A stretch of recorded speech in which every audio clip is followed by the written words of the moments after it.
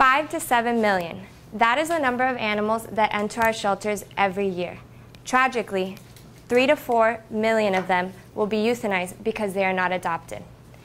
Every day, dogs, cats, kittens, and puppies enter our shelters like this. They live in our shelters like this, and 60% of dogs and 70% of cats nationwide will leave our shelters in body bags like this.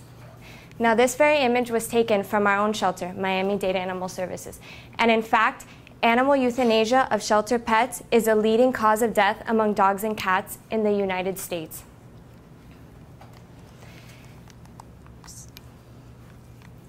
As someone who has dedicated her life to shelter medicine and who has worked in the veterinary field, I am extremely involved in several programs that help to, our ultimate goal is to end pet overpopulation and eliminate euthanasia as a means of keeping control of shelter populations. The development and the support of several programs like the ones that I am involved in will help to hopefully solve and find a solution for this problem. Today, I would like to inform you of the two main initiatives that should be focused on in order to find a solution to this problem, and they are spay-neuter initiatives and the education of our community. There are homeless pets in every community and in every state. In our own Miami-Dade Animal Services, 37,000 dogs and cats were surrendered and abandoned in 2009. Over the years, it has only kept growing, and these numbers have continued to increase. And without implementation of support programs, this number will only further increase. 50% of the animals that enter Miami-Dade Animal Services will not make it out alive. It's really important that we, as a society, do something, as this very issue is affecting our community in which we live in. As pet owners, we are faced with the decision of whether or not to spay and neuter our pets.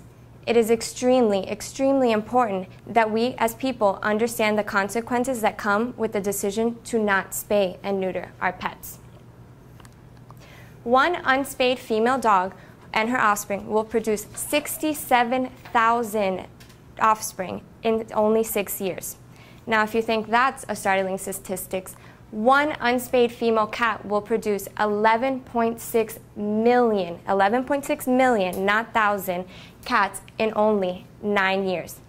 Yet, people still don't understand why spaying and neutering is so important in our communities. It is important because it is the only solution to pet overpopulation.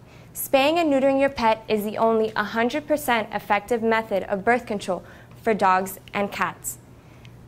They need to understand, and the community needs to understand, that they do not need our help increasing these numbers. They need our help to reduce their numbers so that one day all animals can find their forever home. There are several benefits to spaying and neutering your pet. One of which benefits is that it increases your pet's lifespan.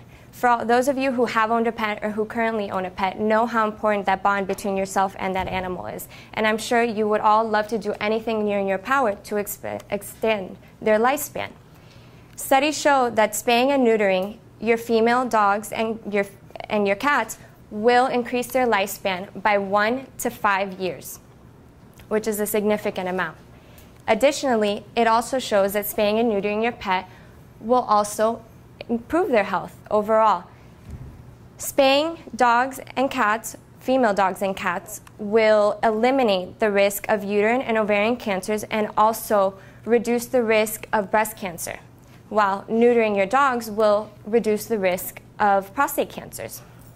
In addition to the increasement of the lifespan and the improvement of your pet's health, spaying and neutering will actually curb many unwanted behaviors. It's proven that unaltered dogs and cats exhibit several temperament and behavioral issues that can simply be solved by spaying and neutering your pets. Now, there are several other programs that also complement spay-neuter programs, one of which is the education of our community. It is extremely important to educate our community, as we ourselves created this issue and we ourselves are the ones who can fix it. Educating your community allows everyone to get involved and work together towards the common goal of ending pet euthanasia. It also provides support for the various spay-neuter programs and other programs that help to reduce the numbers of animals. It is also an issue that directly affects us as a community. Several unwanted animals have become a main issue within our community. Stray and feral animals have become a public nuisance, even in our community and even here at FIU in this very building.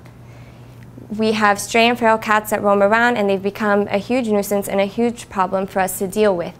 Also, it's a big issue for taxpayers like you and I, who spend over $1 billion, yes, $1 billion each year on our taxes to capture, impound, and ultimately destroy these numbers. Wouldn't it be a lot easier to just have them spayed and neutered and stop the problem right at its core? Also, feral and stray animals also pose a public health hazard. They carry several infectious diseases that can spread not only to your pets but to you as well, some of which are rabies, canine distemper, and canine influenza. In closing, it is extremely important that we as a society do something to solve this problem. Spaying our pets not only reduces the number of overpopulation, homelessness, and euthanasia, it also directly benefits the individual cats, dogs, their guardians, us as pet owners, and society at large. Programs and outreach programs to educate our community will also help to find a solution and involve everyone and hopefully find all these animals a home. My hope is that one day no more animals will have to suffer in a shelter and ultimately die. I encourage you all to open your homes and your hearts to a shelter pet. While we will not see a change overnight in the statistics for overpopulation, we can change the life of one animal in one day by opening your home to them. I promise you will not regret it. Thank you. Any questions? Yes? How old does a pet have to be before it's euthanized? There's actually been several research about that, and most veterinarians will tell you different things.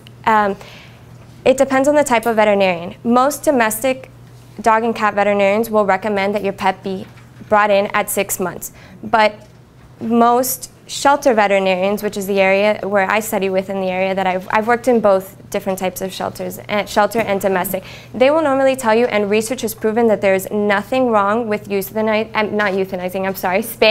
neutering. Sorry, that would be awful. Spaying and neutering your pet at 2 months of age, so 8 weeks. And it's also a great way to ensure that their problem is being fixed early to prevent more growth and more litters. Anybody else? No? Yes? Do you have any pets of your own? Yes, and they've all been rescued, and some that I've gotten at the shelter. I have 2 currently that live in my home and several fostered in other families' homes. So, thank you. Oh, sorry, Eileen.